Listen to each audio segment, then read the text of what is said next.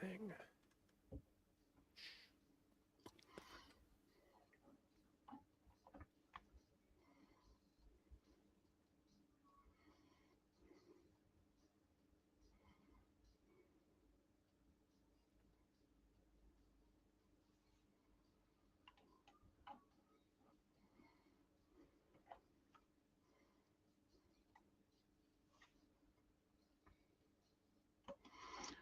Hi everybody, welcome to the video and live streaming show. I'm John Lacey and I'm joined as always by SamProof. Today we're going to be talking to you about maybe encouraging you to take your first steps with OBS Studio and why you might want to think about this software even if you're not a streamer or a content creator in that sense. It does have some really cool uses. So we are going out live to all the various places, so please let us know where you're watching from. We'd love to hear from you in the chat if you are watching live. It's funny, I've been trying to make this a thing for a while and I don't think anyone's indulging me, but I'm going to try again today. If you are watching live, put that hashtag in Team Live, or if you're watching later on, hashtag Team Replay. Sam, hi, how are you? How's your week been? Okay, it's the last week of summer before the kids go back to school, so we've been doing a lot of family stuff. There's a lot of kitten stuff moving around. We've had an adoption here and kittens getting ready to go to a different enclosure and things like that. So it's been a busy blur of a week, and I'm like, I don't know. I know I've done a lot of stuff, but I don't know what I've done anymore. How's things with you, John? Yeah, not too bad. It's been really interesting because and people won't know this for a variety of reasons, but this is technically our 40th episode of this show, and I should note that I think only about 37 of them are available to watch, because when we first started, we did these offline, and I had to edit them and upload them, and it was just there were a few that didn't really see the light of day, but it is. I don't know. It's been 40 weeks in a row for me, and I'm having a lot of thoughts and feelings about that, and I've tried to unpack some of those on LinkedIn and elsewhere during the week. But yeah, it's been really cool, and I appreciate that people are showing up and joining us for these things. Speaking of which, hi to Drax in the comments there over on Twitch. Thank you for joining us today. So I guess, Sam, like we are talking about OBS today. We love, we don't really need much of an excuse to talk about OBS because it is kind of one of our favorite things. But maybe, do you want to speak to, why OBS might be something that you want to use? And I'm just going to turn that banner off. So that makes sense. Yeah. Sure. I will say that straight out, OBS is my favorite streaming software, and it is because I am extremely frugal and OBS is free, completely free. There's no upsell, there's no pro version. There's never a point where you're like, well, this was good, but if I want to unlock X, Y, and Z, I need to do this. No, you get all of the things. There are additional scripts and plugins so you can customize OBS to your heart's desire. Speaking of which, it has customizable docks like these. So you can see I've added in like Twitch chat so I can see that while I'm streaming. I've added in my ability to run my, update my Twitch stuff there. I even have a dice roller for a board game that I play on stream built into my docks. So it's crazy how much customization you can do in OBS that you can't do in a Restream Studio or a Stream Elements or a Streamlabs or StreamYard, which is what we're using for this particular show with OBS attached. Absolutely. And I mean, like that's, this is going to sound really petty, but part of the reason we're covering this subject this week is that on somebody else's live stream, they said that another program was the cheapest way of having real broadcast software. And we were like, no, that's paid software. You have to subscribe to that. And it's like OBS Studio is literally free. It is open source. So the source code is available. And it has been, I don't want to get too nerdy, but it has been what they call forked. And different people have made their own versions. And that's where things like Streamlabs OBS comes from as well. But I guess for me, it is cross-platform. You can use it on Windows, Mac OS, and Linux. It is literally free, as we've said a number of times already. But the things you can do with it, and again, like I guess in some ways our focus is often live streaming, but even if you're not a live streamer, you can record local video to your computer. You can easily capture something do a screen capture video. So even if that's not something that you're putting on a YouTube channel, maybe that's just something you're sending to a software company to say, hey, this is the error. That can be really useful. And the other thing is, the virtual camera, and I'll talk more about this later, but essentially you can change how things appear within your frame in any piece of software that uses and supports web camera. And that can be as simple as just having a graphic appear on the screen, maybe some text. I've got my logo here as well. Yeah. I guess the other thing though is like I'm literally in front of a green screen 24/7, and if you've ever used Microsoft Teams or Zoom, their attempts at sort of virtual backgrounds are just atrociously bad. So that's another thing that you can do as well. But yes, and again, I feel like I'm repeating a little bit of the things that Sam said, but there is this huge community of developers that are working to extend the functionality, which is really, really cool. One of the things, and again, this is probably a little bit more advanced. We won't dwell on this for too long. I'm hoping I actually uploaded the screenshot. There we go.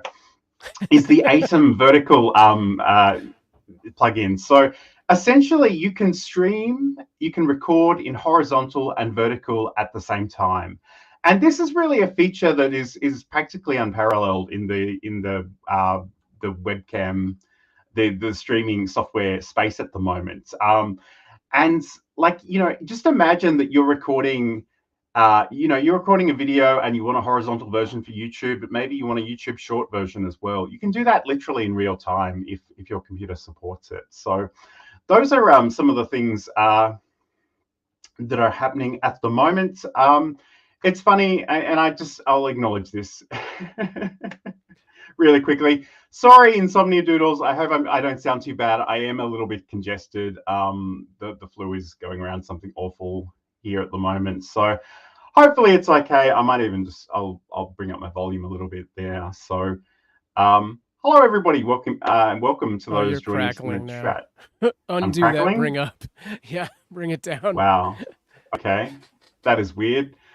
Yeah. No, I think you're fine volume wise. I think it's just a little God, like a little tinny or something. I don't know. Yeah, you didn't mess with your audio settings, did you? I don't think so. I think it's all the same, but anyway, we'll continue on and we'll just see how we go. So I guess the next thing is I must admit this is only like the third or fourth show we've done in StreamYard. I'm still finding my way around here a little bit, but I want to click on this button here. Let's talk about installing OBS Studio. So I'm just going to pop over to this screen here. So I guess the first thing to note about this specifically is that you want to make sure you're going to obsproject.com or its related GitHub repository. There are some bad players in the world that might make their software look similar to this, and you want to make sure you're getting the official version from the official source. Essentially, all you really need to do though is click on the buttons for the particular software that you're running, and this will actually download it and it hopefully install that for you as well. Just go through the prompts. There are a few prompts. It actually has a bit of a wizard these days, which it didn't always have. So when you first install this, it'll ask you, it's an auto configuration wizard. So essentially it'll come in here and it'll say, what are you mainly using it for? Optimized for streaming, optimized for recording, or just using the virtual camera. Don't stress about this too much when you first install it. And to be honest, I'll probably go with the virtual camera option. Just because it'll be less confusing. It does actually ask you after, and I think I don't remember which one I selected when I went through this morning, but again, it's sort of asking about video settings. Again, I'm very happy to live in sort of 30 frames per second world, so that's pretty much what I ended up on. But essentially, it's pretty straightforward to do that. The only other thing I would note is if you are interested in sort of another option, they do have this download thing. So you can actually download installers or zip files. If you download, I'm kind of blocking the thing I'm talking about, so I'll get out of the way. But anyway, you can download a zip file. You can actually run OBS Studio portably, so it can be quite a useful thing in that regard as well. So that's essentially how you can run OBS or install OBS Studio, I should say. We're going to talk about actually working with the dynamics of that in just a moment. We are constantly training our cats every interaction that we have with them. So when Johan would get on my counter before, this is 10 years ago, before I was the cat expert that I am now, Johan would jump on the counter. What was the first thing I did? I'd say his name, Johan. He loves that. That's a reward for him. He said, you just said my name. I would go over to him and I talk to him and be like, you can't be on the counter. Johan loves when I talk to him. Ding, that's another reward for Johan. I'd pick him up and put him on the ground, but I didn't want him to think I was mad at him. So when I'd pick him up very nicely and kiss him on the head and say, I love you, but you can't be here. I'd put him on the ground. I had just done 3 things that rewarded him for being on the counter. So I was encouraging him to continue doing that. And that, of course, is the Just Kidding Around podcast. And you can hear more about that over at cuteavalanche.com. Yeah, and the new episodes are coming. New episodes are coming. That is something that people have been asking for. So that is exciting to hear. But let's talk about OBS. So there are a few concepts that we kind of need to unpack. And I guess the first one is, and maybe Sam, if you want to lead us on this one, talking about scenes and scene collections. Like what are those and how do we work with them? All right. So first, to get this through your head, there are 3 main talking points we have to distinguish, which are sources, scenes, and scene collections. Sources are the individual items within your stream. So you have things like video feeds, media feeds, audio. So basically on screen, we have 2 videos and a background image, which is media, and our mics, which are audio. Those are individual sources. This entire setup with John and myself together on screen with this background image, that is one scene. And if we have a bunch of different scenes for this particular show, that is a scene collection. So this scene collection would be the video and live streaming show. For Just Kidding Around, that would be a whole different scene collection of scenes. And if you're putting your OBS together correct, or efficiently, I should say, you're going to think these things through before you actually start to put them together. Here's a quick look at John's immense list. I probably have as big a list of scene collections as John does. But yeah, if you have different projects, you want to create different scene collections. You should also note that in OBS, you're going to have a profile. Profile is going to be directly related to your settings. So where you're streaming to, that stream key, the server URL, things like that, your resolution, your bit rate, all of those are stored in your profile in the settings. So you may have different profiles as well as different scene collections that may match up. So Cute Avalanche would be the profile. Just Kidding Around podcast would be the scene collection. SamProof would be the profile. Video and live streaming show would be the scene collection. And then within that, you want to really think through your different scenes. Typically when somebody wants to start streaming, if you kind of took the template of what do other streamers do, you're going to do something like, especially if you're doing like a game stream or a podcast, you're going to have some sort of starting soon screen, whether that's a countdown or a playlist of your best hits, your best clips, your best game shot kills, whatever. So you'll have that as like a starting soon screen. It'll go into, maybe you'll have an intro screen where it's just you full screen talking, and then you go into your, show screen or game screen. So in our case, this would be our show screen, which is like 2 co-hosts talking or a guest and a host, some kind of thing like that. If you're playing a game, it's going to be a big game, little you in the corner probably, doing picture in a picture, and that's your show or game. And then maybe you have a BRB, which is be right back screen. So you have to step out. If you're doing, especially game streamers, you're going to want to do something like this because you're on there for a very long time. And on screen, it's going to have like a big BRB that lets people know you've stepped away, or an AFK. And again, you could have like a playlist of your best hits, or some social media links that they can follow you on different places, or a combination of the two. And then you might want something like an outro or a wrap-up scene. that would, again, possibly be you as a full screen or some other fancy thing that you want to do that says, like, thanks for watching, and there's a little you. So that's a good variety of initial scenes that you want to do. That'll get you just to the next level in your production value.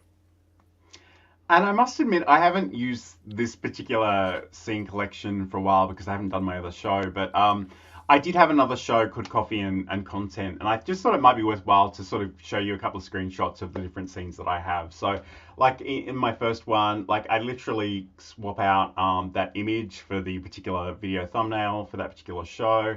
It actually has some music and some animated backgrounds, and even that video thumbnail sort of moves side by side. The next one is just me. I've got a grey bar and logo in the background, and I've also incorporated the comments there. Again, I've got the screen share in the backgrounds of me in the foreground, and then I've got a version without me because I'm often blocking the thing that I'm talking about, so I like to get out of there. And again, just sort of an end sequence, which is pretty much the same as the first one, but it says thank you instead of starting soon. So again, like these scenes can potentially be anything that you want them to be, but I guess the important thing is that you think about what would work for you. So, Sam, I guess just briefly, do you want to talk about the studio mode? Because I think that's a useful thing to keep in mind as well. Yeah, for sure. So when you're in your OBS, we don't have a screenshot for studio mode, do we? Okay. I could do a quick share here. In OBS, can I talk and do this at the same time? Probably not. Is that the thing? Yeah. Over here on your, generally in the right, if you haven't changed your setup, which by the way, all of these docks are movable. So my setup is very different. You'll have your controls, and once you go into your controls, you'll have studio mode, which drops you into this setup where you have what immediately looks like two of the same scene, but the rightmost scene is what is called program, which is what is going out to your live stream, and the left side is your preview screen, which is a screen that you can now load up the scene you want to work on or get ready. So here I have another scene ready to go, and if I think that's all good to go, I'm doing like something really, this is a really much more produced version of something, and I can be like, and go. And then that takes over my program screen. Okay, and now that is the live screen. Whatever was in preview, once I hit transition, will go over. There are also a variety of transitions that you can add to this. You can have different transitions per scene. This preview mode is really good if you're doing something that you know you're going to need to edit something on the fly before it happens when you're first getting started with OBS, just to make sure you're hitting the right scene. But eventually, you can get rid of studio mode altogether, have your Stream Deck going, have some hotkeys going, and just know you're going to go from, you know, your main program of whatever it is, full screen me, to I'm playing Magic the Gathering, and here's that setup, and I don't need studio mode. But again, it's there for whatever, you know, usage you need. It's, yeah, like I said, it's really great if you need to edit something just before it goes live.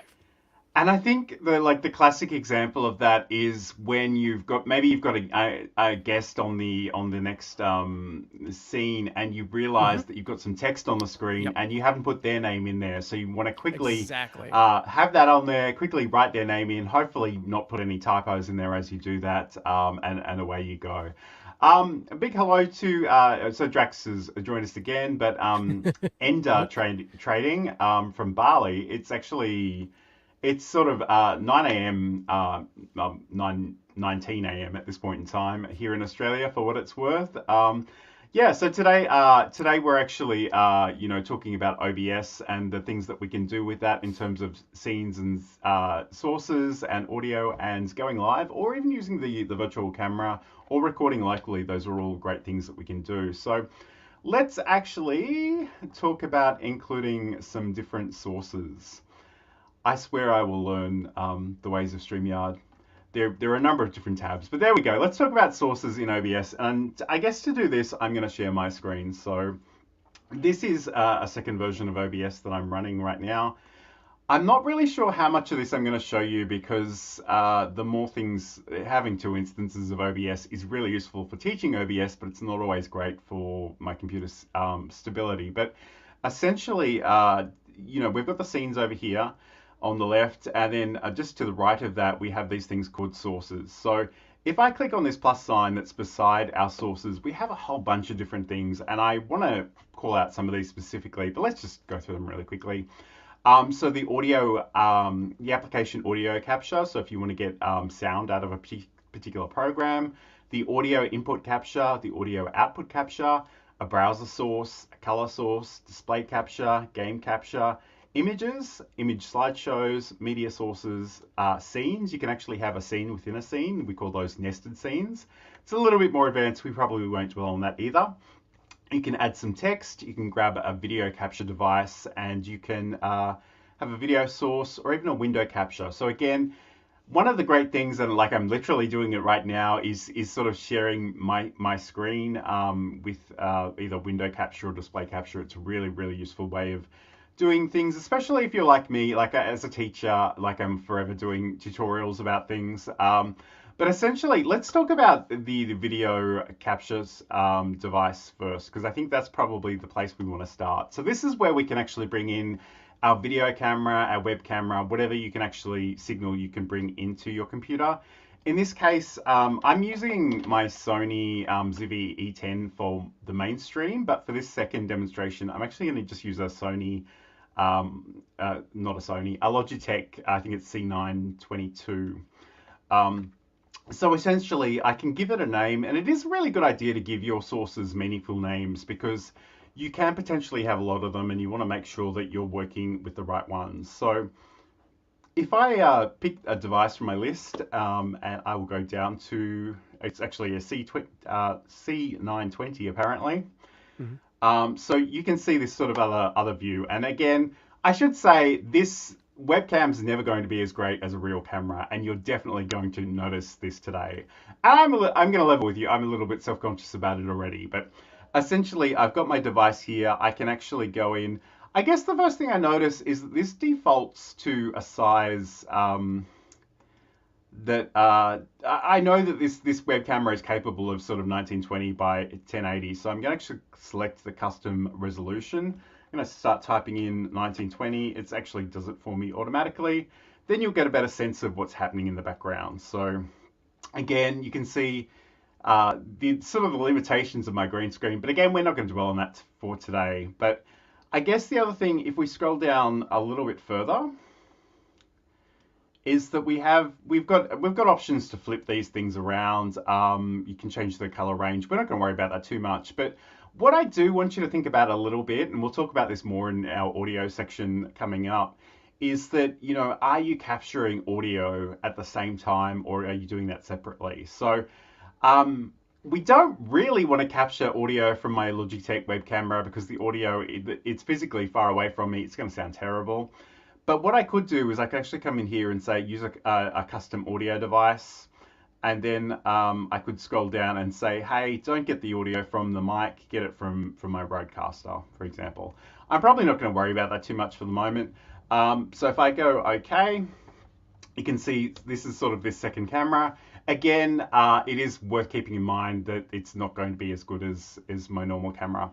But the other thing you can do about this now is that I could potentially come in here and I can, if I hold down the Alt key and drag in, I can actually crop sections of my source, and this works for any sort of visual source. I could go in and right click on my webcam and go up to filters. There is actually a chroma key, so I mean that's what I'm using here. I don't know that it's necessarily going to work as well with the web camera, but certainly, and again you can see it's not really set up too well. I could probably adjust some of those colors. It might get better, it might get worse. Again, for our demonstration today, let's not dwell on that too much. But essentially, we've got a web camera, and like honestly, that in itself is amazing. But let's just say, for argument's sake, that I'm going to just hold down the Alt key, drag in. I could even mask this as well. I don't have one ready to go, but whatever you need to do to show up well on camera. I feel like we've got a million comments that I'm not looking at, so I'm gonna just are there any particular that you want to call out, Sam? No. It's not necessary for the show, I don't think. Okay, cool. No worries. All right, so let's go back to this then. So I guess, in terms of, we can bring in all kinds of different things, and like, it's probably a mistake to crop this one in. And again, if you're in a position where you have a perfectly presentable background, you could certainly, not worry about cropping, not worrying about chroma key. It's just that I'm always in front of a green screen. So again, like Sam might even be a better example of this. But essentially what I can do is I can drag things around.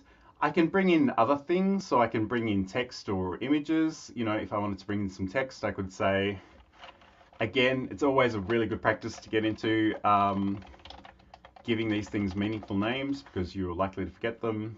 Yeah, definitely think about how you're naming things, because you don't want to just go with whatever the default is and then suddenly have scene 1, scene 2, scene 3 and be like, what was the one where I did side by side? And this is probably not a great example either, but I'm winging so much of this right now. But anyway, we can come in, we can change fonts. Like I like to use Open Sans for a lot of things. I will say that this is one of the features that differs the most between Windows and Mac. You have a lot more customization on your fonts in Windows. Cool. And I guess that's probably at the upper operating system level as well. But Probably. I mean, you've got the ability to change the text transform. So I could go all uppercase or lowercase, sentence case, whatever I want to do there. I won't worry about that too much. We can obviously change the colors, and we can do a background color as well. So we can include a gradient there. You can do all kinds of stuff. But essentially, like, what I want you to start thinking about is how you can actually sort of bring these things together in terms of a scene. And again, I probably should have just shown you my real scene rather than make one up on the fly. But I guess the other thing too, if we talk about working with scenes, if you build out a good scene, but you want to make tweaks to it, what I recommend is, and again, it's a good idea to name your scenes as well. So if I right click on this and go up to rename or press F2, I can say starting scene, I don't know. Again, I probably should have given you a real example to work with, but once you've got that there, I can right click on it and I can duplicate it. And again, I can say maybe center John, I don't know, whatever. And from here, I can actually, I can move things around. I can remove certain things from this list or, reposition them. And the great thing about this, and I guess one thing we probably skipped over, is that in terms of just switching scenes, you can literally just click on them from the list here and they'll go to different places. You'll see that there's, and again, there might be a little bit of lag because of the way I'm doing this, but, and again, I'll just move myself out of the way, but we do have these things called scene transitions. So I can actually change how these go between each other. So at the moment, they're just fading. And to be honest, I think fading is such an elegant way of working, but there is also the cut there as well. There are transitions that you can sort of, so that one is much you less can subtle. customize those transitions with stingers and stuff like that, so it'll do more unique things like flash to a color before fading into something else, or like play a GIF over it, and then you can use that as the halfway mark to do your transition, so it has a really polished look to it. But yeah, the built-in fade and cut are a good default to go with. I would also tell you that for those of you trying to like finagle the perfect positioning, if you right click on a source, you can go to transform, and inside transform it'll give you a center horizontally and a center vertically, which will give you a nice clean center. It's right in the middle. You passed it. John's looking for it right there. There it is. Yes. And then to the bottom of that is center vertically and center horizontal. So you can get a good place to do that. You can also go to edit transform, which John's highlighting right now, and that'll let you like straight out just put numbers in there or move it pixel by pixel, things like that. It gives you a lot of ways of helping you do all those things. You can also click on the scene itself if you have extra, monitors, because right now what you're looking at is slightly smaller than full screen, right? So it can be a little a little hard to see where you want certain things to go.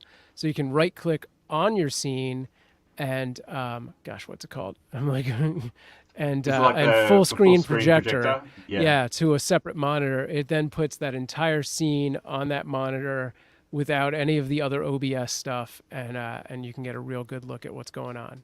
So you can have precise things lined up.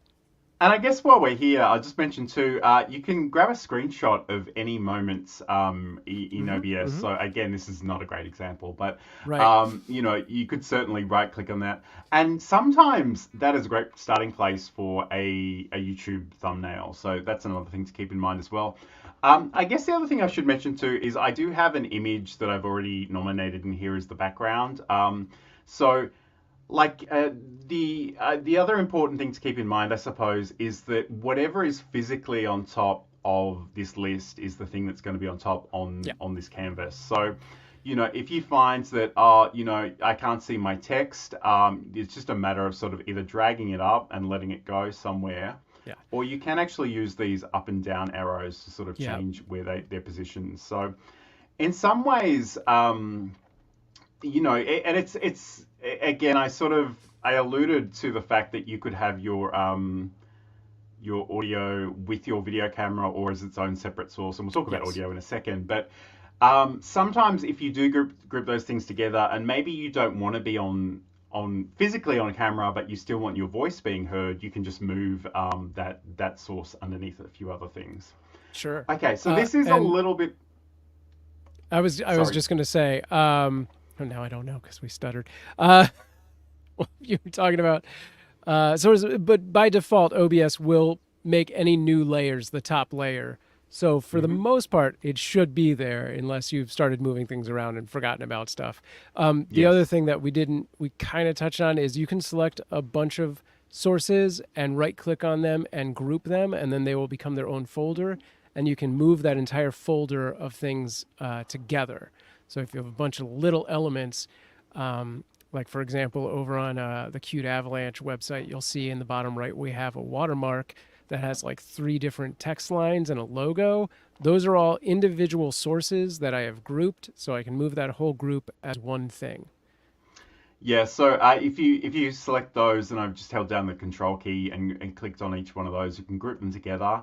It'll ask you for a group name, and again, use a meaningful name. If you take nothing else from today, use a meaningful name. But again, this is not a great example, so I'm just going to hit OK. But I guess the other thing is if I undo that, if you want to make a source invisible, you can literally just toggle this eye icon, and it'll show and hide it. Again, if you've got a Stream Deck, you can set that up to sort of appear on a button. Oh, yeah. But another nice feature is that if you've got something in the position you want it to be in and you don't want to actually change it, if you hit that lock, that way, if I'm positioning this, I don't accidentally move that around as well. Right. So, like if you have a big background image like John does, you're going to accidentally select that most of the time. So you want to lock that off so you're not grabbing it every time you try to move something else. And it's, I guess the other thing too, and it's funny because I don't use the lock nearly as much as I should. No, me too. But what I tend to do is I just keep clicking, and you'll see, if you look at the sources list, you'll see that different things are actually highlighted, and that's how I know which I've got the right one selected. But again, like these are just different ways of working. So, Sam, I want to run off and grab a prop, but I have no idea where it is, so I'm not going to do that. But I do want to, and it is a little bit off topic, but I think we better talk about this question. Oh, yeah, no, let's do this. Trading, a bit off topic, but can you all recommend an LED light for video when traveling, something I can put in luggage? I guess it depends a little bit on how, how you're actually... broadcasting. A part of me is imagining that you might be using your phone, but there are all kinds of different devices. Use your phone. There is certainly for light. Use your phone for video. I thought you meant the phone No, flash. I'm just going to say they literally have these sort of round things that clip onto your phone, and they're just a round circle LED. Yeah, again, I'm sure I've got one too, but I don't want to walk away from here because I'll leave Sam with the rest of the show, and he won't love that. Yeah, There are some good, like, easy things that basically what John described, which is like clips right onto your phone.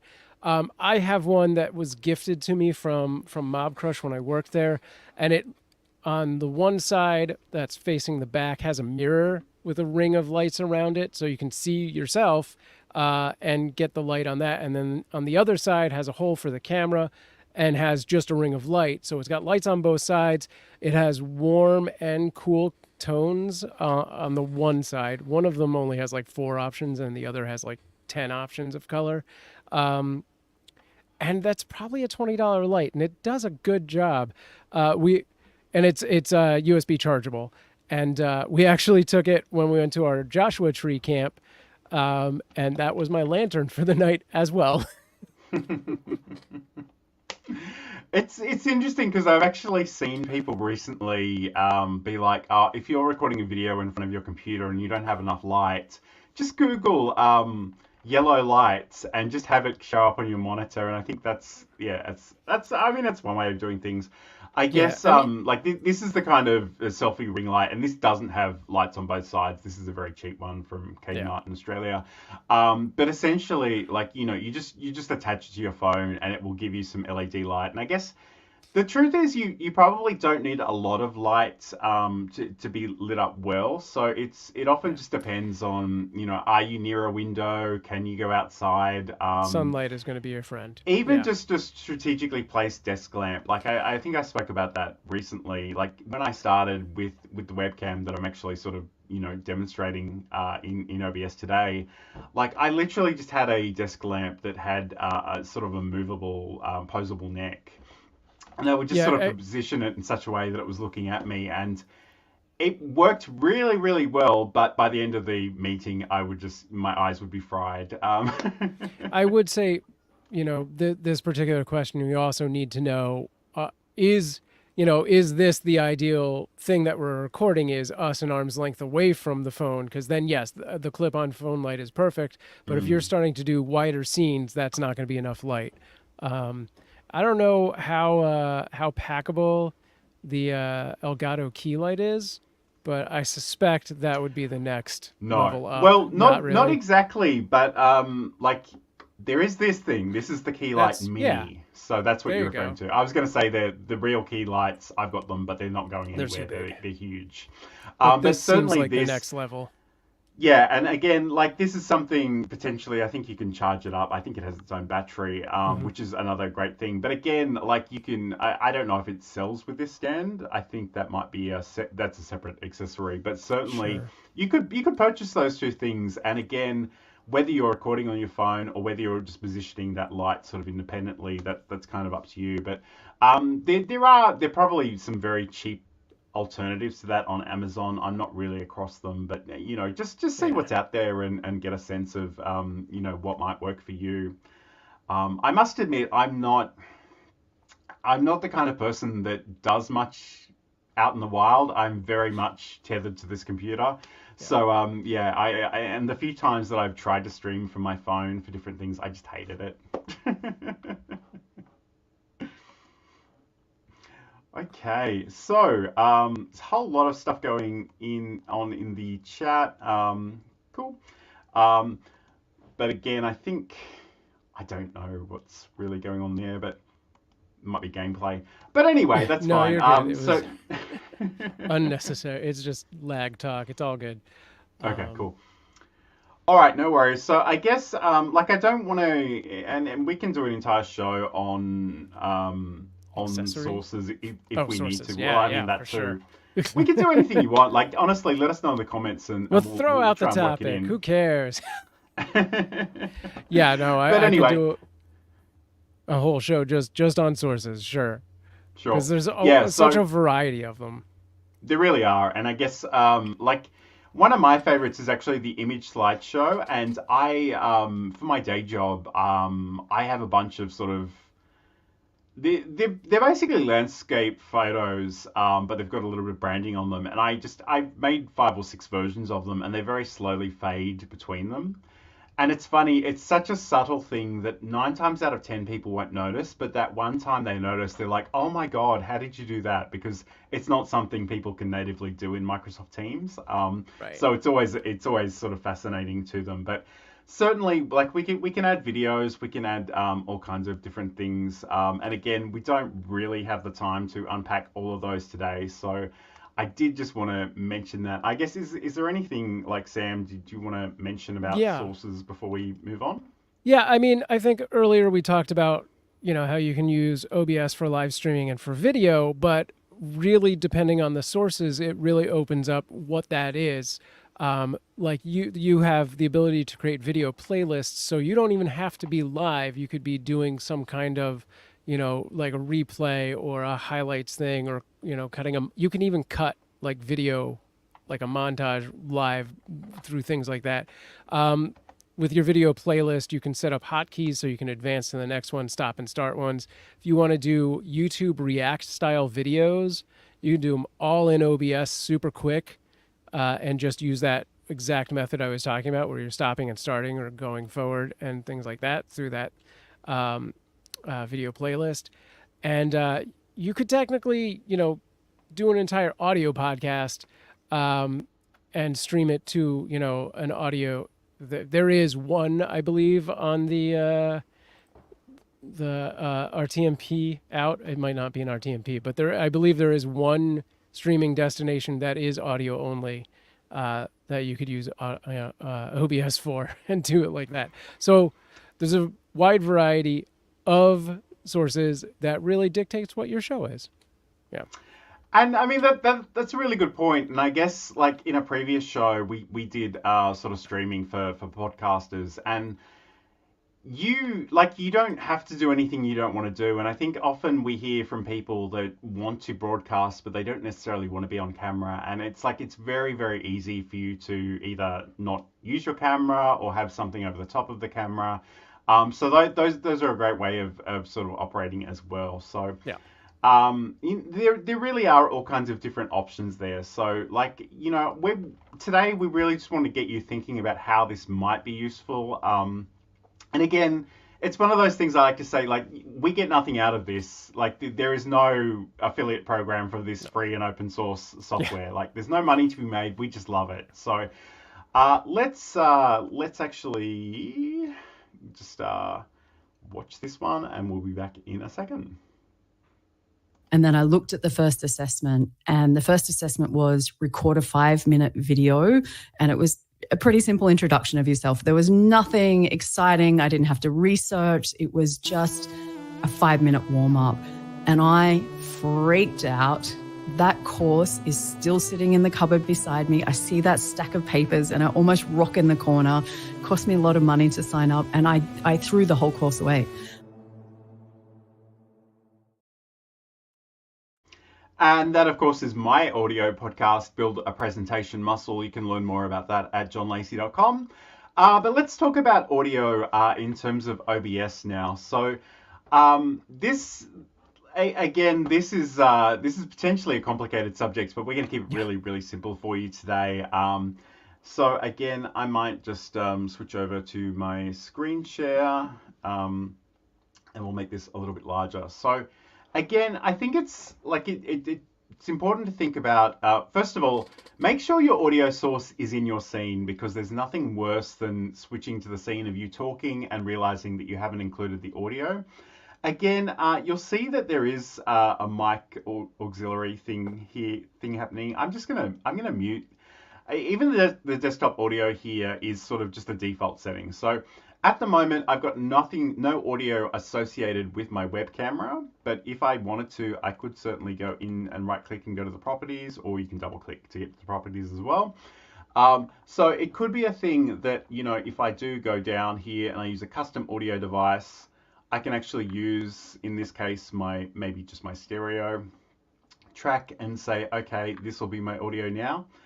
The first thing you may notice if you look down in this audio mixer is that I'm very much in the red, which is not a great place to be. I will probably store it in quite badly. So first of all, if we right click on the 3 dots and go up to our advanced audio properties, we can actually adjust the volume here. And what I generally find is that I need to be at least minus 6 dB. So if I do that now, actually I did that on the wrong source. I should have done this one down here where it says webcam. Let me try that again. Minus 6 dB. And you can see I'm still a little bit in the red, so maybe potentially I want to bring that down a little bit further. But ideally, I want to be sort of in that yellow region for the most part. So we can certainly do that. And that's one way of doing it. And that way my audio and my webcam are linked all the time. Again, if there is a situation where maybe I want to, you know, I want the audio to be present, but I don't necessarily want myself on camera. In this case, I could just put myself behind the background or behind the screen share or whatever I happen to be doing. But I'm just going to go back into the settings and show you another way of working. So again, this is just a choice that you have, and you get to choose how you want to work and what makes sense to your brain. So if I go down to ads here, I can go and add an audio input capture. And I might just call this one microphone and click OK. And again, I've got to tell it which device I'm using. So in this case, I would probably go with the Rodecaster, which everything's plugged into. That's literally the only real setting I have from this dialog box, so I can click OK. And again, it's a good idea to describe these because again, you'll see that this is in the list here.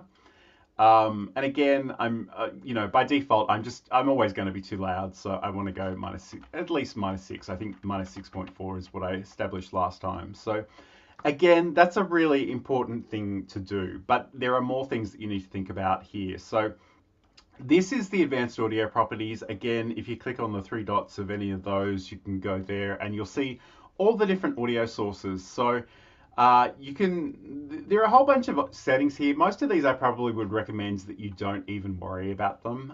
Just leave them on default. But what I do want to drag your attention to is audio monitoring. So you've got basically 3 choices here. You can have monitor off, which means that it should be going to your stream, but you won't be hearing it back in your headphones.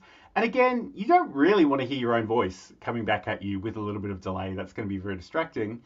Monitor only. So that means you're hearing in your headphones, but nobody else is. And again, that can be useful if you get some alerts. Maybe you've got a dinging sound that says, you know, there's some chat stuff happening. That can be useful as well. But the third one is monitor and output. So that means you're hearing it, your audience is hearing it as well. So especially, and again, I don't know that I've got a great example to show you here. I'm going to go and add what we call a media source. I'll just call it video. I don't even know that I've got a great video to share with you. I'm just going to see if I can find something really quickly on my computer. Hopefully it's not too hard to find something. Just bear with me. Come on. So again, like maybe I want to bring in a particular video. I can sort of show nothing when the playback ends, but if I click OK here, this is actually literally the video you just watched a second ago. So again, you probably want to give it a more meaningful name, but what we want to do is if we go to the advanced audio properties and check out what's happening with our video, in this case, it's monitor off. So if this was going out live, the audience would hear it, but I wouldn't. And in this case, I probably want to hear it because I want to have some sense of when it's ending. So if I do that, I can play it again.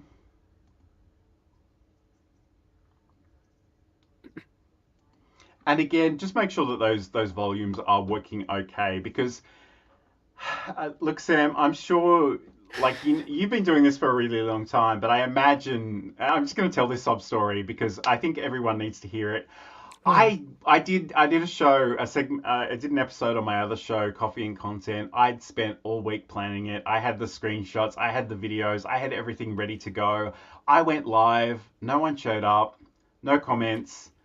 I went to watch the recording at the end and went, I've been on mute for the whole freaking time. I've been using I've been streaming for decades, and I still will have a day where I have done something new or different, and for half an hour I'm muted. Yes. And again, like if you can bribe a friend to join you and at least give you that much feedback just to make sure that the audio is working, that can be a really useful thing. But again, and like every week after that, I just double check those settings. And Insomnia Doodles is saying it happens. It certainly does. We know that for sure. But yeah, I guess, there are other more advanced things that you can do in terms of audio sources. You can grab audio from other programs. Occasionally, yeah. I've actually got a MIDI keyboard to the right of me, and I'm not a great musician, but periodically I will stream myself sort of improvising on that thing. And that's a great way of getting the audio into the stream. There is a plugin that I like to use, the OBS ASIO plugin, and basically I've got the Rodecaster Pro. When I use that, I can actually bring in, different microphones. The sound pad in is their own different audio sources, which gives me a lot of control over what I actually have in my audio. And again, if we go back to, this is such a little thing, and I'm sure Sam is sick of hearing me talk about this, but if I show you this scene collection again, when that starting soon and end screen are both on, it's capturing audio from my sound pad, but my mic is muted. And as a slightly nervous person, there's 95% chance that I'm muttering something to myself, and it's really reassuring to know that that's not being captured live when that happens. So, those are some of the things that you want to think about in terms of audio.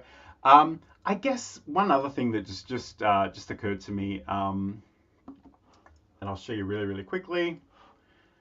It's kind of annoying me that this microphone, this webcam is pointed in this direction. But if we go back to our, again, this is a tip that I didn't know until Sam showed me. But if you click on those three dots, there is actually a vertical option as well. So if you prefer to look at it vertically, I must admit I do like the horizontal. But if we go into our advanced audio properties, we do also have these tracks. So it's possible to actually relay these into different places. But for beginners, what I'm going to tell you is don't even worry about that. Just make sure all of those are selected. Yes. Like don't dwell on it. Just select them all and don't look at it again. Yeah. And if you do have, a bunch of different sources coming in providing audio, but you're not using those audio tracks, like John's not using that desktop audio or whatnot, you can right click on them and hide them. There'll be a hide option, and it just takes it off of that audio mixer. You don't even have to worry about it. Nice.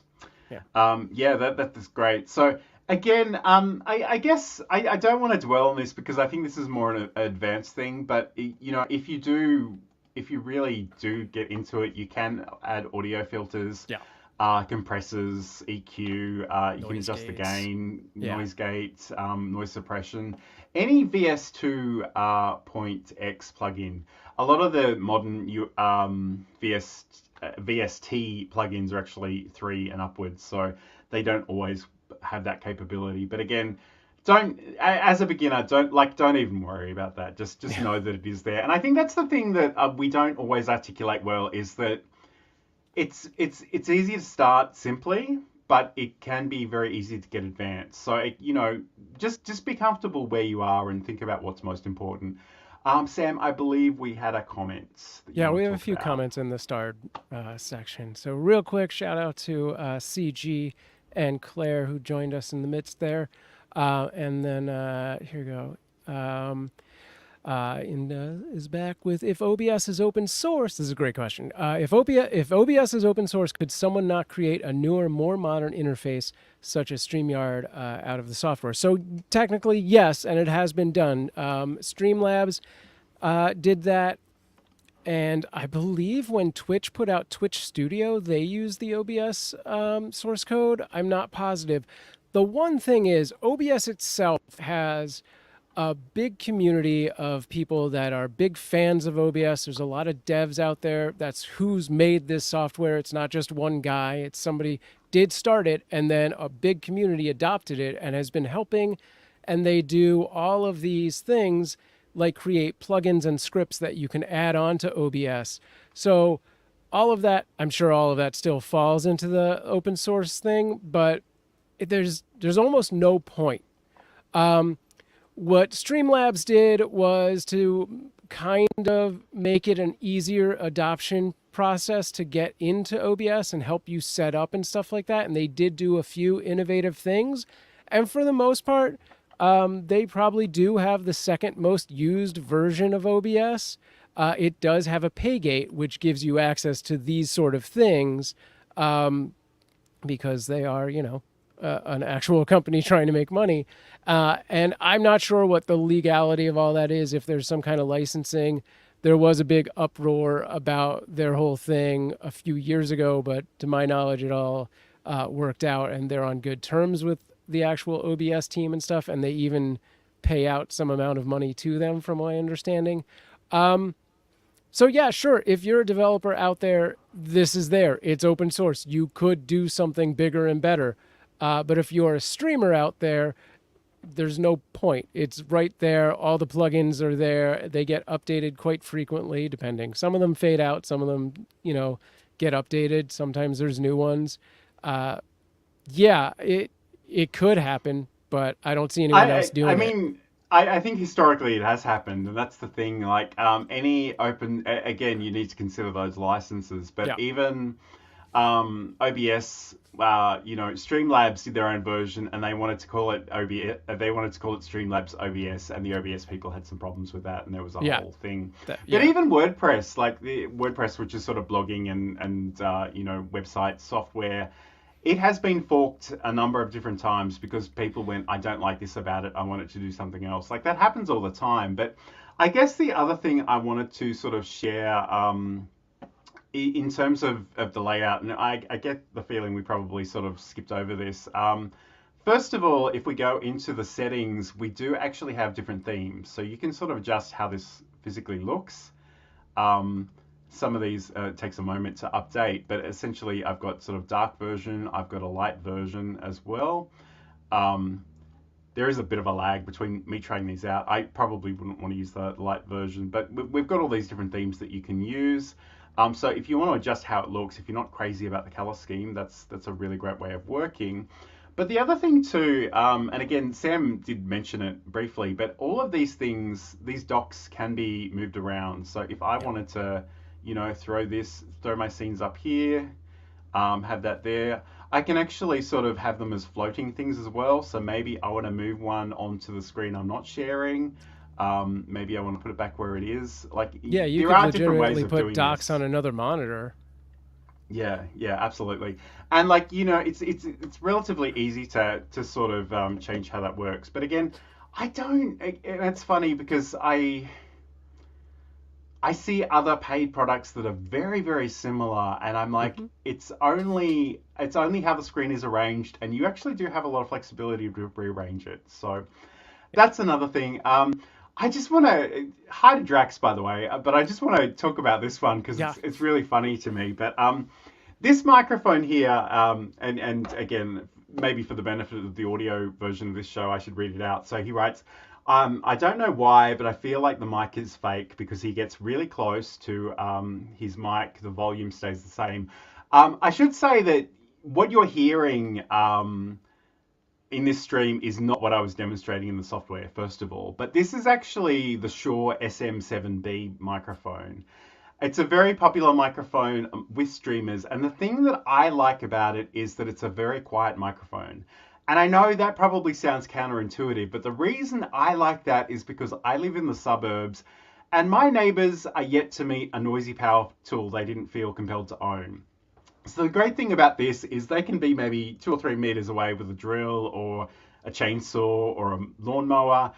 I will still hear it in my headphones. It'll still give me a headache, but it won't be captured by this. But I guess the other thing to note too about this is that just to get a volume into my original Rodecaster Pro, I also needed what we call a cloud lifter, which is a mic activator, which just boosts the signal a little bit more. But I guess in this context, for this demonstration, the audio you're hearing isn't actually the audio that I was showing on the screen. It's just for demonstration purposes. Again, For today's show, I'm running 2 versions of OBS and StreamYard as well. So there's a lot of pieces to this, but you know, it's a good observation actually, because obviously I was adjusting the audio, but you weren't hearing a change. Okay, so this is the video and live streaming show. I'm John Lacey, and I'm joined by SamProof as always. We're talking all about OBS and some OBS first steps because honestly, we're tired of hearing people say it's hard and scary. Right. So we're going to do that. I hope this has been useful. If you do have any questions, let us know in the chat. But let's, as we sort of start to end the show, one of my backgrounds is missing, which is really inconvenient. So while we're doing that, Sam, again, I will make my. I really, to be honest, I like StreamYard. I think it's a good piece of software, but I am having some issues sort of making it do exactly what I want it to do. But that's all right. Just bear with me for 1 second. Right.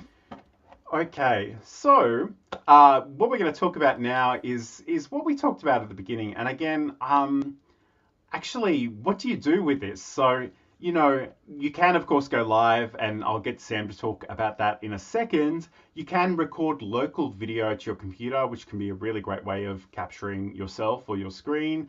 But you can also use the virtual camera. So, Sam, I guess if you can start us off by talking about how we actually do go live within OBS, if that's something that we're interested in doing. Yeah, you just open it up and hit go live. No, so yeah, once you've got all your scenes set up with all of your sources and you have a sense of what you want to do for your show, you're going to go into your settings and you'll enter your ingest URL and your stream key. These are not things you want to share with anyone. The stream key is private and will fully allow someone to go live on your stream. So don't share that unless you really trust someone, or like you're a brand or something like that. And yeah, you're going to want to check your video resolution, your bit rate, which there's a lot of complex math to like finding the perfect bit rate, but you can Google some basics on that. And generally, you know, this is based on A, the resolution that you're streaming at, and B, the available internet that you have to yourself. So if you've got like a limited internet, like 10 megabytes or less, you probably want to drop that bit rate to about 3,000, see how that is, and go from there. If you've got, you know, crazy like like fiber or something, you can throw that on to 6,000 and go from there. There are people out there who are going to tell you to do more. It's wildly unnecessary unless you are streaming it for some reason 4 or 8K, which if you are, sorry, I'm just going to hit my mic because nobody's watching that yet. It's such a small percentage. It's pointless. I still stream for the most part at 720. But you know, you do you, stream at 1080 or 4K, 2K, whatever you want to do. And that's the basics. And then you can just hit start streaming. Technically, I say you can just hit start streaming. You'll start streaming. Depending on the platform, you may need to enter descriptions and video titles and things like that. And again, depending on the platform, that may be something you can actually do from within OBS. Twitch, you're going to do it from the Twitch panels, but you can do that as a customizable dock in your OBS. YouTube, it will actually populate a manage broadcast button before you start streaming. It'll let you enter your title and your description, even upload a thumbnail, schedule your video or stream from within OBS. And then when you're ready to go live, you can go live. So pretty much everything you need is right there. And then you start talking. Like you hit start streaming, start talking. And I guess like that's the and this is, to be honest, I don't think all these options were in here when I started with OBS. Probably not. Essentially, if you go into Stream, you have a whole bunch of different services. There are even more if you go to Show All, or you can do Custom. A lot of them will give you the option to either connect to your account or to use that stream key. So I know that when I use Restream, and it's funny, I've always sort of used the stream key, but more recently I just connected to Restream. And at that point, it gives you sort of 3 extra dialog boxes for, you know, setting your destinations and changing your title and your description and whatnot. And when that happens, when you're happy with all those settings, it's literally just a matter of coming down to this control section and hitting start streaming. And you're pretty much good to go. Like the light will change color down here to let you know that you are going live, and if you run into any issues. But we have some comments here. I should have favorited these, but again, Drax is asking the question, but OBS is just for stream, or can you do other things? So you can definitely do other things, and I guess that's the thing for a lot of people. The StreamYards, the Restream, they're all they need for streaming. But some of the other things that I want to talk about is the ability to actually record. So again, if we think about this, I don't know if that's going to look weird. I think I'm just going to turn off my webcam because it's kind of annoying that it's there. But like the other thing you can do is just record to your local computer. So again, if you go to your file and your settings, you can actually go to I think it's the output options. Here we go. So there's a whole section here for recording. And again, you can tell it where you want to record these videos. So at the moment, they're just going to my videos folder. Sam is a lot better at doing this than I am because I just dump them all there. You can actually choose it'll generate, by default, it generates a file name sort of based on the time and dates that you go live or record. You can change the recording quality if you want to do that.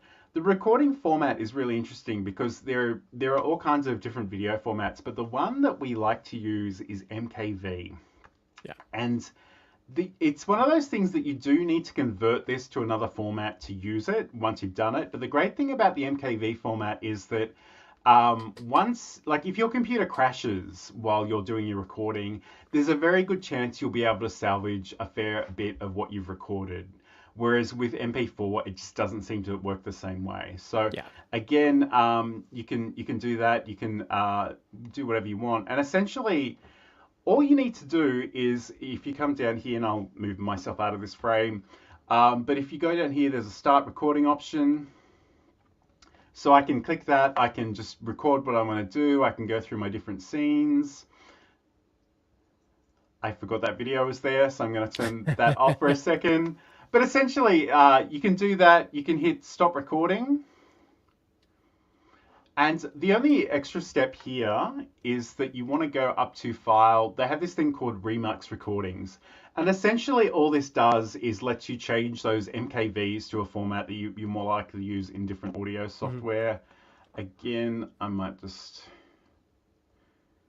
So I can grab that recording that I did.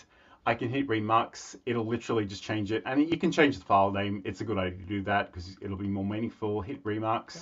And that, that wasn't a long video, but that sort of happened within seconds. So that's the other thing that you can do, or one of the other things that you can do with OBS. So that's really, really useful. And it looks like Sam wants to share something. And what I was going to say is, so this in the center here is the main OBS video window, which you can actually set this to any aspect ratio. So you could make this a 1:1 square, so you're recording content for like Instagram. You could do this as a 9:16 to do a TikTok video. But if you did want to do a live stream and utilize that content at the same time for other things, there's the ATEM vertical plugin, which is what you see on the left of my setup, which will independently record or stream just a 9:16 as well. So yeah, it's fully available to record content for any format, any platform. I've used this several times without streaming to just record stuff for TikTok and Instagram Reels and things like that. And again, I think I mentioned this earlier, you could do like an entire audio podcast just by using things here. And there's other plugins that will let you bring in like guests easily if they're not in the same room and stuff like that to make that sort of situation or setup easier. Absolutely. And I guess the other thing that we really need to talk about is the virtual camera. So I think you've all got a good sense that from the earlier demonstration. In fact, let me just show you this again. So like this thing here, and I don't know if I bring that up. Like you can see that I'm always in front of this green screen. I need to sort of control how I look, and not just how I look in this show, but also how I look in video calls. And the great thing about OBS is that it gives you this option called the virtual camera. So this basically means I can arrange my screen however I like, and then I can share that. The visual aspect of this, keep in mind this is just the visuals, so the audio is usually handled separately, but I can sort of go into different pieces of software, and I've got a few overlays. I might show some of these. So essentially what you can do, you can set up your however you want to look in OBS Studio. You go to your software, whether it's Zoom or Microsoft Teams or Google Meets or StreamYard or Restream Studio. All you really need to do is make sure that you select the OBS virtual camera from the list, and that you hit the Start Virtual Camera button from the controls in OBS. And that way, you know, I'm sure I had, there we go, another version of this. So this is, and again, the thing I love about this is that you can use this on sort of any one-on-one call, any group meeting that you're doing virtually online. But you can add your branding elements in. You can have your calls to action. You can have QR codes. You can have text that says go to johnlacey.com. Like you can do whatever you like on the screen. Most people, and I mean this nicely. I mean this kindly. In fact, go back to this shot. A lot of people don't think about how they show up on camera, and they will have, you know, they will have no lighting. They'll have the webcam pointed up their nose. And if you can like press a button on your computer and suddenly be demonstrating the brand new website that you've built, or, you know, showing people, or having that, even that sort of, you know, whole, you know, me inside the frame of the software I'm demonstrating, that will blow people's minds because they don't understand how that works. And it's not massively difficult. But again, I think it's, and to be honest, if you're not a live streamer, if you're not a podcaster, I think this is the aspect of OBS that I try to share with the average person, because you know, it's so powerful. And again, like I've got the green screen, but you know, even with Sam, like it would be so easy for him to sort of, you know, include other assets on his screen. Maybe move yourself to the side for a second. Maybe have some points pop up on the screen. It's really, really cool. Yeah, and I think we might jump to that comment in just a second, but also there's just so many interactive things that can be dynamically created with OBS and like chatbots that you can't do with some of the other softwares that are out there, which I think kind of gets us into this comment here, which is, I find that streamers that use StreamYard over OBS or Restream have less tech issues. I suppose it depends on the user. It's the reason I like Google products. They made it so user-friendly. Sure, with complexity comes, you know, some amount of advanced knowledge that could lead to things like Drax's ass right here. Like, why does my OBS crash all the time? And yeah, there's a world of stuff out there. You may have CPU or GPU issues happening. I wouldn't be able to answer that right now. But the nice thing is that they do have a Discord with a very nice support team that is working for free that will try and help to answer those, and it does have logs for all of those things. But when it comes down to OBS versus Restream or StreamYard, yeah, Restream and StreamYard have a very easy interface that gets you just good enough quality broadcast to get started if you're willing to pay for that service. Again, OBS is completely free, and there is kind of no limitation to what you can do with your broadcast. There's, I think, always going to be a point where if you want to keep advancing the quality of something, you'll hit a wall with what Restream or StreamYard can do, and you're going to have to just be like, well, we don't do that because we can't. And OBS is the answer to those things, whatever that hurdle is. I think that's fair. Like there is a certain trade-off between ease of use and the flexibility and the control. And I'm sure I've mentioned this on previous shows, but I'm a bit of a control freak, and sometimes giving access over, like especially when we were using Restream Studio, there wasn't a lot I could.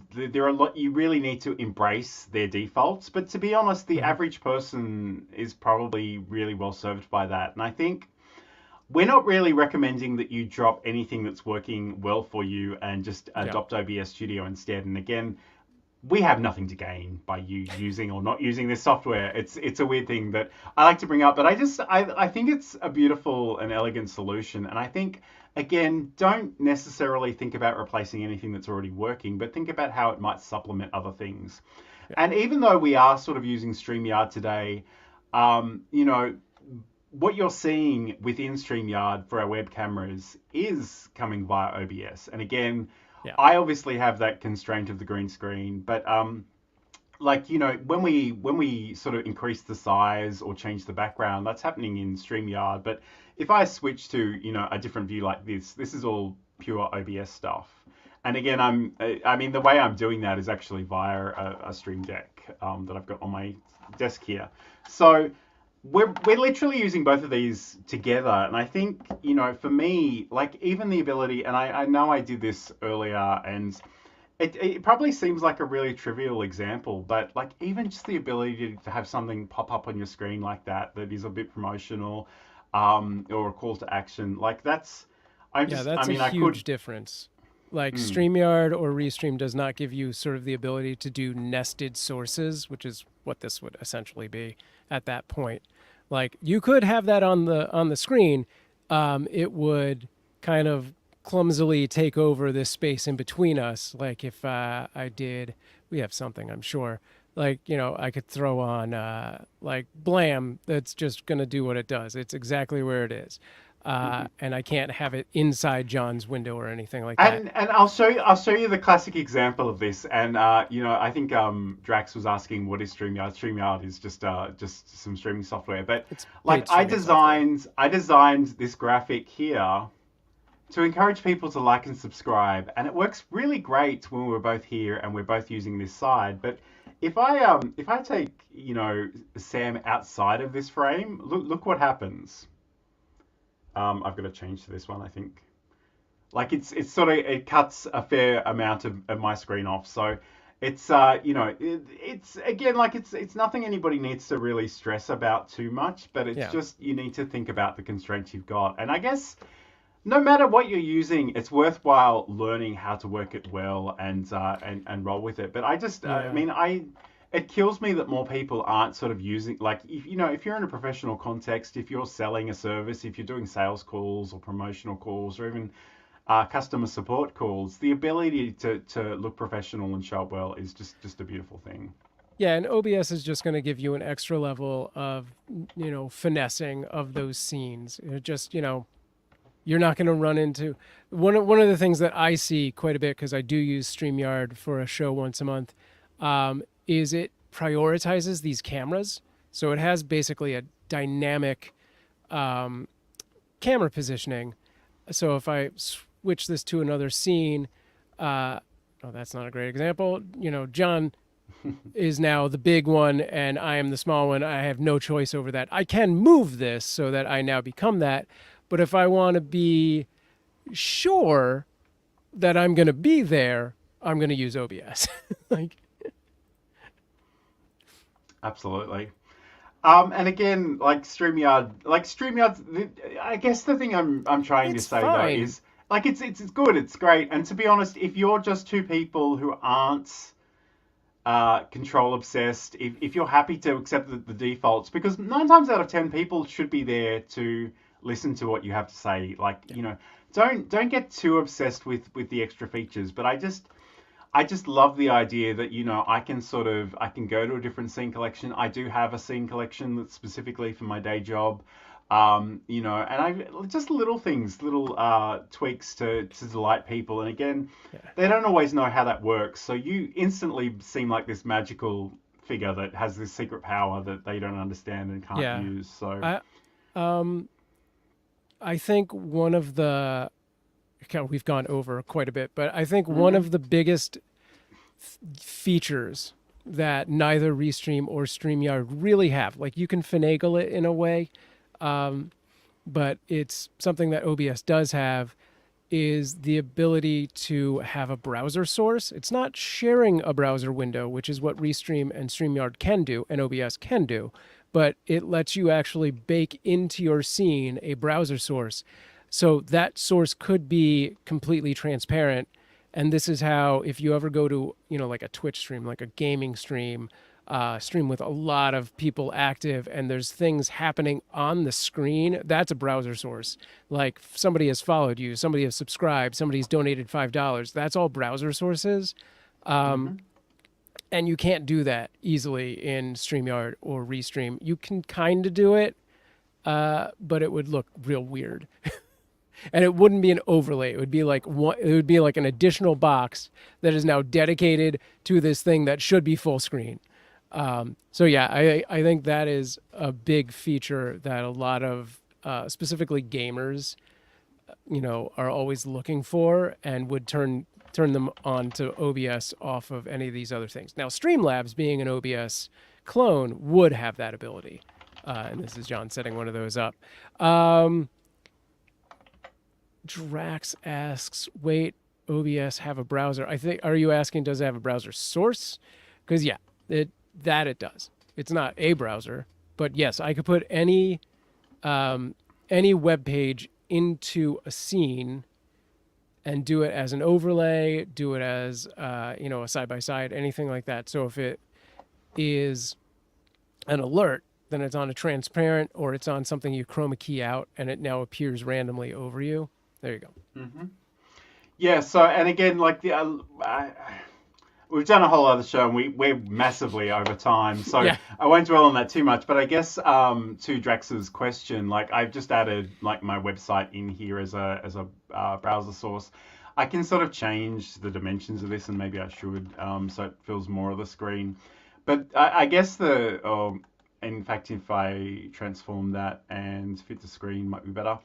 But the great thing about this is that if I click on this, there's actually a button that says interact. And if I have that enabled, I can sort of, I can actually click on things and it'll take me places potentially, like different places. But again, there's so much to potentially unpack with that. And I guess we're happy to dig deeper into further OBS topics if you are actually, interested in doing those. So as always, just let us know what you'd like to hear more of, and we'd love to sort of cover that in the future.